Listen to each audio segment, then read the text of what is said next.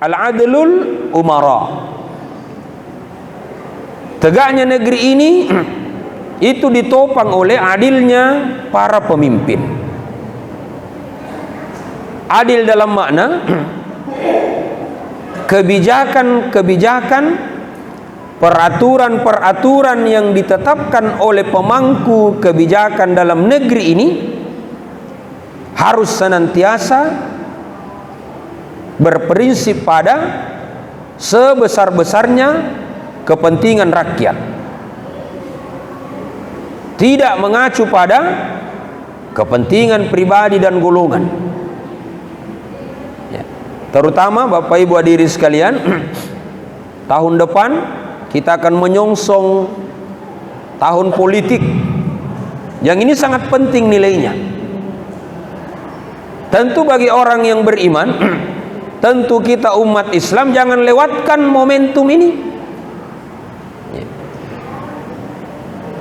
Jangan mau terpengaruh dengan kelompok yang mengatakan tidak usah ikut pemilihan, tidak usah pergi mencoblos, karena katanya kalau yang kita coblos yang terpilih ini kemudian tidak bersifat adil, maka kita yang ikut dalam kontestasi pemilihan ini pula ikut menanggung dosanya.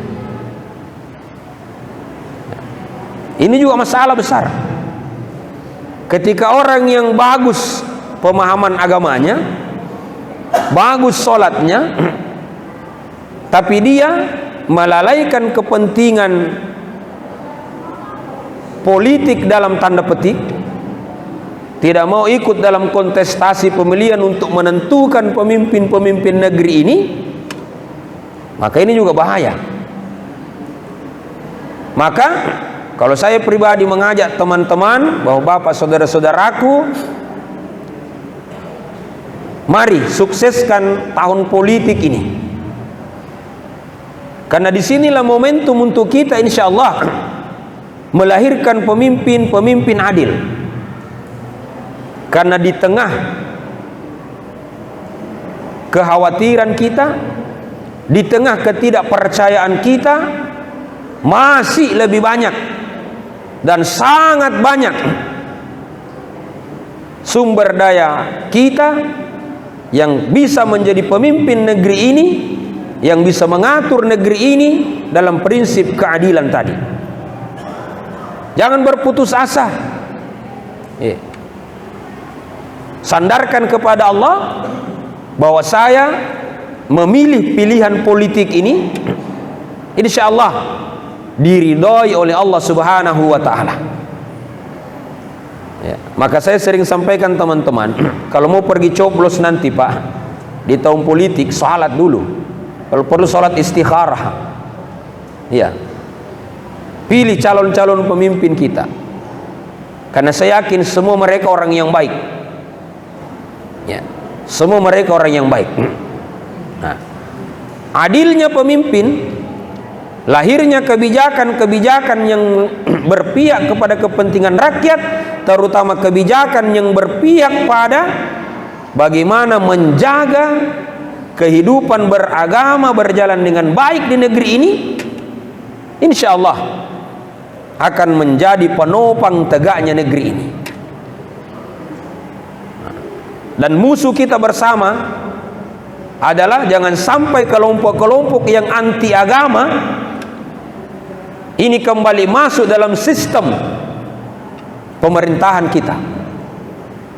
Cukuplah sejarah Bapak Ibu hadirin, ya, terutama di tahun 1965 ketika kelompok anti agama, kelompok komunis, ya, dengan kekuatan yang sangat besar, Partai Komunis Indonesia hampir menguasai negeri ini. Bayangkan dalam catatan sejarah, Partai Komunis Indonesia pernah menjadi pemenang kedua, ya, pernah menjadi partai dengan urutan kedua pemilih terbesar. Ya, tapi tentu dengan rahmat dan perlindungan Allah, tentu perjuangan pejuang-pejuang kita terdahulu, kekuatan ini bisa dibendung. Tapi nampak sekarang mulai kembali ada kelompok yang menggerakkan ini. Tentu tanggung jawab kita semua, Bapak Ibu. Bayangkan pengorbanan ulama-ulama kita, khususnya di Jawa ketika itu. Sekian banyak pimpinan-pimpinan pesantren, sekian banyak kiai, sekian banyak santri-santri pondok pesantren, penerus dakwah Islam itu dibantai, dihabisi oleh kelompok anti agama tadi. Maka tabe momentum tahun politik sebagai wadah untuk kita memilih dan menetapkan pemimpin-pemimpin negara kita. Umat Islam tidak boleh tertinggal. Silakan pilih, tanpa melihat partainya, tanpa melihat apanya, tapi pilih sosok yang dalam catatan perjalanan politiknya itu berpihak kepada kepentingan negara, berpihak kepada kepentingan ad-dinul Islam.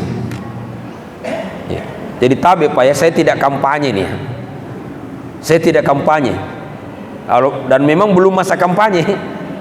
Saya cuma mengajak bahwa untuk menemukan, untuk menciptakan, untuk melahirkan pemimpin-pemimpin yang adil, kita yang menentukan. Karena kita sepakat di negara ini, kita menggunakan sistem demokrasi. Bahwa pemimpin yang kemudian akan terpilih menduduki jabatan-jabatan strategis di negeri ini adalah ditentukan oleh rakyat yang memilih.